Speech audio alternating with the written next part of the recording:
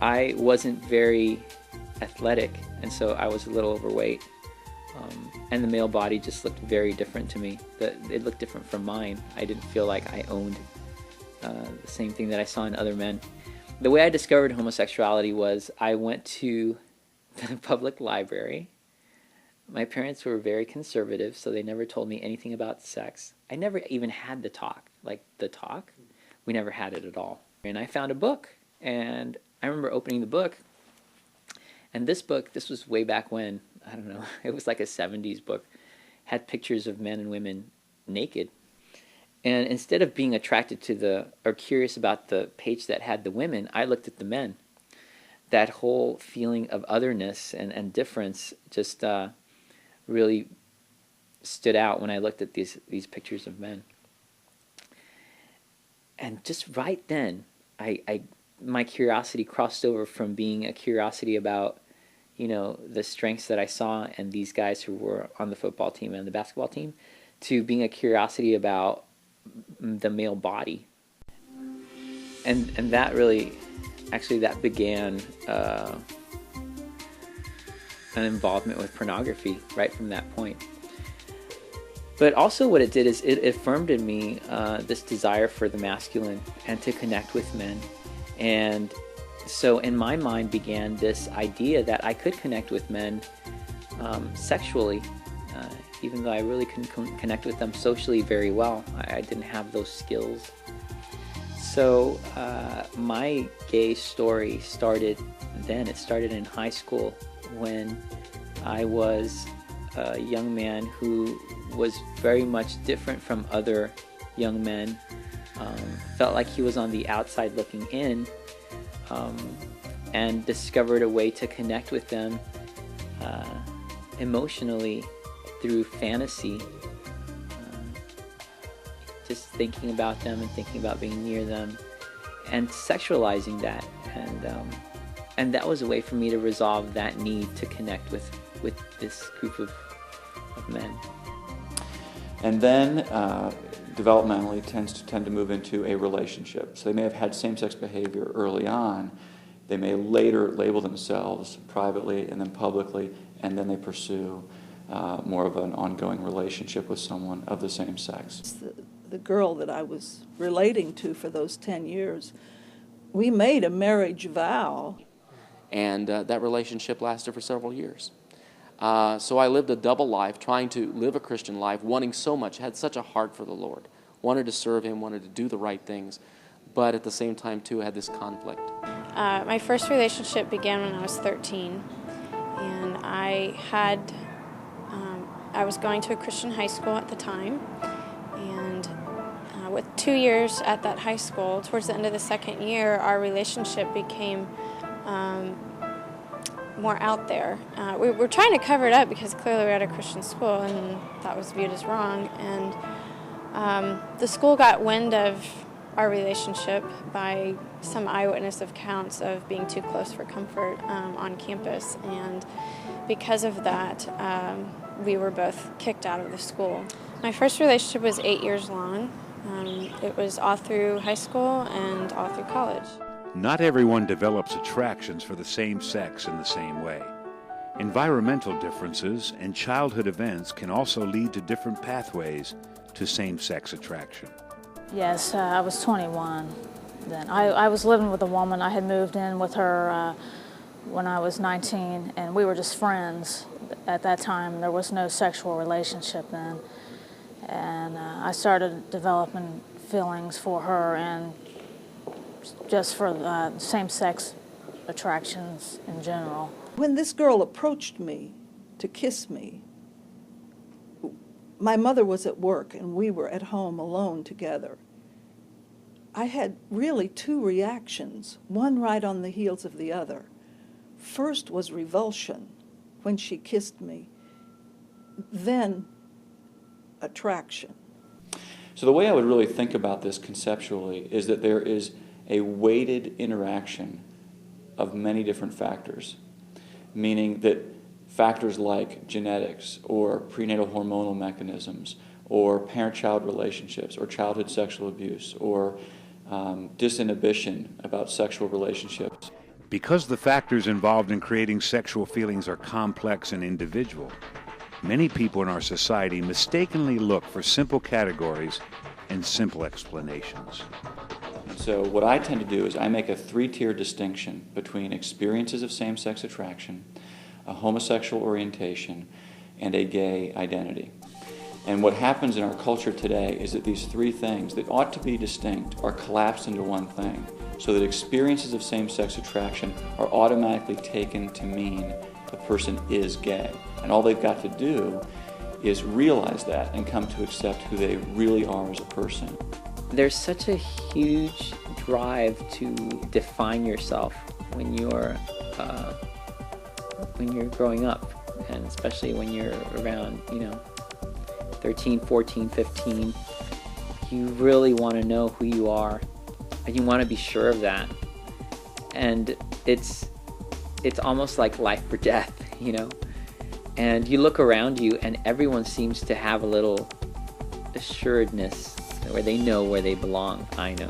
I'm a cheerleader. I'm a football player. I'm, the straight A student. And everyone, finds they solidify their identity. And I was dying for that. I needed that. They have the experiences of same-sex attraction, but they have to make meaning out of what those attractions signal about them as a person.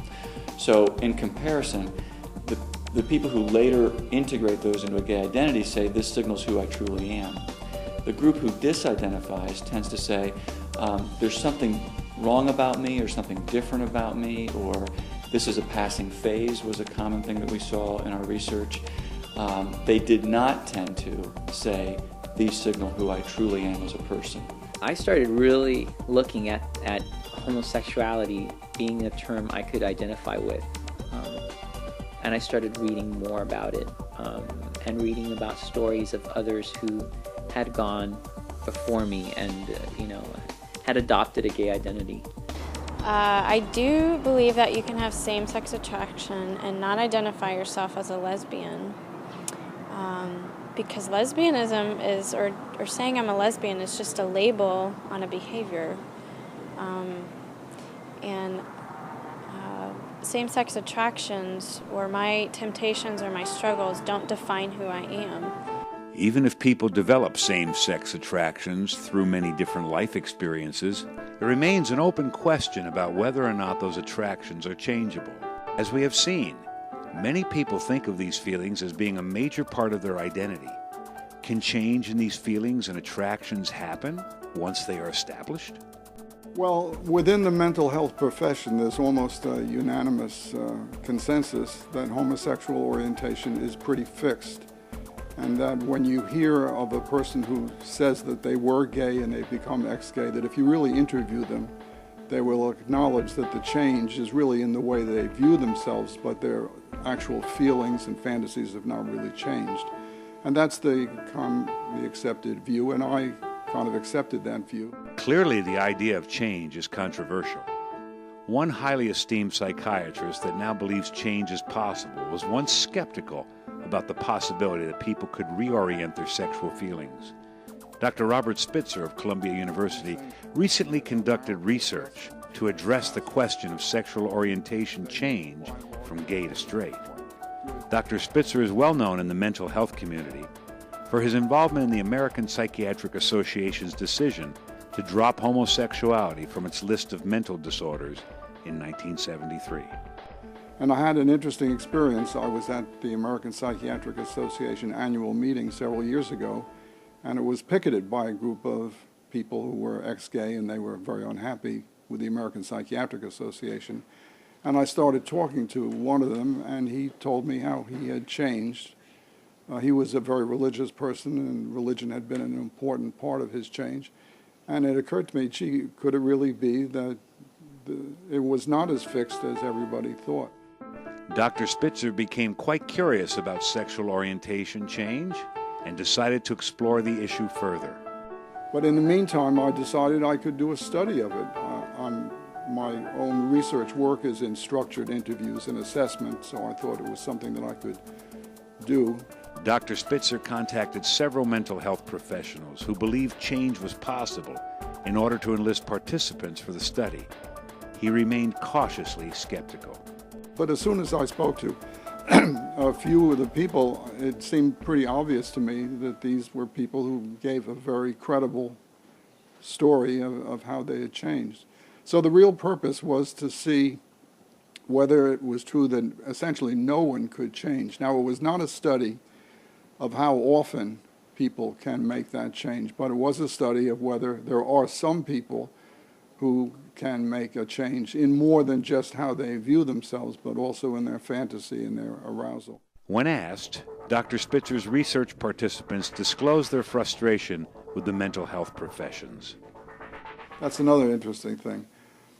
Many of the subjects reported that they had gone to mental health professionals and were told, just, accept it, there's no way to change. And they were not satisfied with that and were very depressed, thinking that they could not, change. At the time, I was looking for somebody to tell me that I didn't have to go down that road, that there was hope in resolving my feelings. And but later on, this was before I actually was in any kind of homosexual relationship. This is when I was struggling with the feeling still. And I just accepted what they told me and just really thought I was born that way and there was no hope otherwise. The majority of subjects reported moderate to severe depression before they were into therapy, and a marked change. Very few were depressed when we saw them. So with the growing evidence of the benefit of counseling for those seeking change, will the mental health professions reevaluate their official skepticism toward those who view themselves as ex-gay? Dr. Spitzer is not optimistic. Well, I think they should. They will not be. It's not going to happen in the near future. There's no way it's going to happen. I think the only issue is whether it goes beyond the position statements, whether they go to, saying it's an ethical violation to do this kind of therapy. But those position statements are not going to change. There's a gay activist group that's very strong and very vocal and recognized officially by the American Psychiatric Association. There's nobody to give the other viewpoint. There may be a few people who believe it, but they don't talk. Now, I do have to say that one of the concerns that people who have criticized, the study's been criticized severely by many people, particularly gay activists who apparently feel many quite threatened by it. I think they have the feeling that in order for them to get their civil rights, it's helpful to them if they can present the view that once you're homosexual, it can never change, which they may be right, that politically it does help them.